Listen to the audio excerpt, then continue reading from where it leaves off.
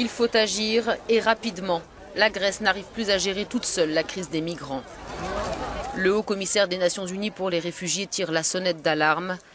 Près de la frontière avec l'ex-république yougoslave de Macédoine, dans le petit village grec d'Idomeni, qui n'abrite habituellement que 154 habitants, la situation est plus que critique. Le camp de réfugiés prévu initialement pour accueillir moins de 2000 personnes en compte à l'heure actuelle plus de 7000, arrivés en masse depuis que les pays des Balkans jusqu'à l'Autriche ont décidé de filtrer drastiquement les entrées sur leur territoire. Nous devons faire la queue durant 4 ou 5 heures pour avoir de l'eau, dit cet homme. Nous sommes 7000 ici et il n'y a qu'un endroit où ils distribuent de l'eau et de la nourriture.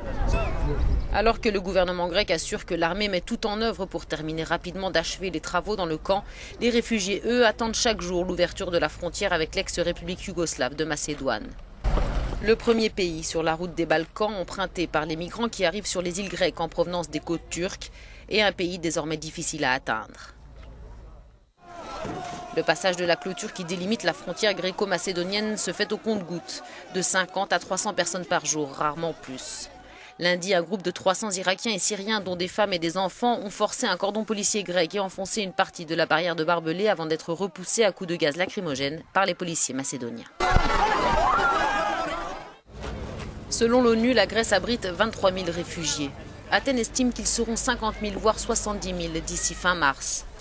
Des réfugiés comme Youssef qui est arrivé à Idomeni, mais pour qui le chemin est encore long. Il y a 7000 personnes devant moi, dit-il. Je dois attendre qu'elles passent avant de pouvoir moi aussi tenter ma chance.